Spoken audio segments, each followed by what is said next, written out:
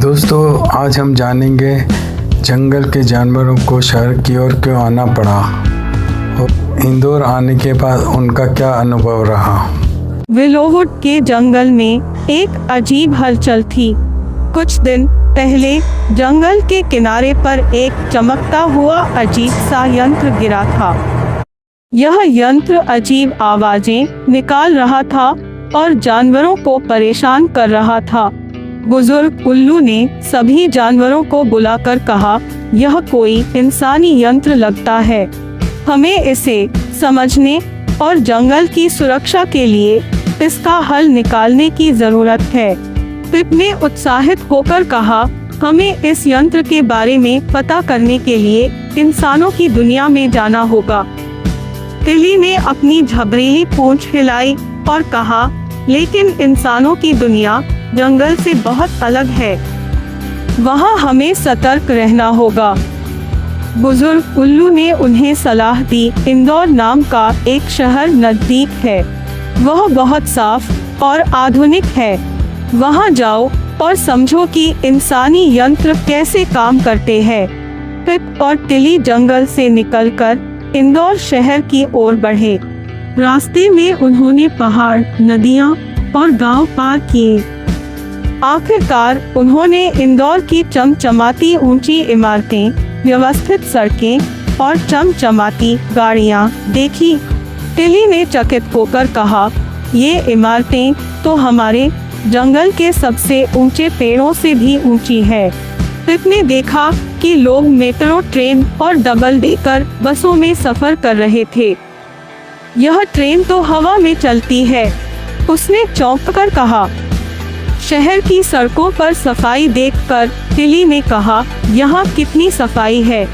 इंसानों ने यहाँ सब कुछ कितना व्यवस्थित रखा है। पिप ने सौर ऊर्जा से चलने वाली गाड़ियों को देखा और कहा, यह तो कमाल है। ये गाड़ियाँ बिना धुआं छोड़े चलती है। वे एक मेट्रो स्टेशन पर गए, जहाँ उन्होंने देखा कि लोग नियम से कतार में खड़े हैं। डबल डेकर बस पर सवार होकर उन्होंने शहर का सुंदर नज़ारा देखा। टिली ने उत्साहित होकर कहा, इंसानों की इस तकनीक से हमें अपने जंगल को और बेहतर बनाने के लिए कई आइडियाज मिल सकते हैं। पिप और टिली ने इंदौर में वैज्ञानिकों से बात करने की कोशिश की।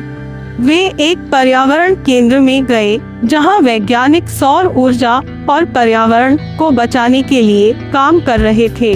उन्होंने वैज्ञानिकों को वह अजीब यंत्र दिखाया जिसकी वजह से जंगल में परेशानी हो रही थी। वैज्ञानिकों ने बताया कि वह एक खराब डिवाइस था जो गलती से जंगल में गिर गया था। उन्होंने उसे ठीक करने का वादा किया। पिप और टिली ने उनसे सौर ऊर्जा, स्वच्छता और यातायात के बारे में जानकारी ली। उन्होंने यह भी सीखा कि कैसे तकनीक का उपयोग पर्यावरण को बचाने के लिए किया जा सकता है।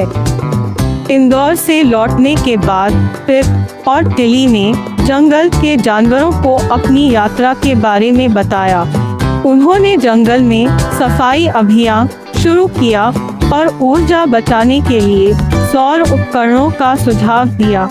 बुजुर्ग उल्लू ने कहा, तुम दोनों ने हमें दिखाया कि इंसानों की दुनिया से भी हम अपने जंगल को बेहतर बना सकते हैं। इस साहसिक यात्रा ने न केवल पिप और टिली को नई चीजें सिखाई, बल्कि जंगल के सभी जानवरों को यह प्रेरणा दी कि वे अपनी दुनिया को कैसे बेहतर बना सकते हैं।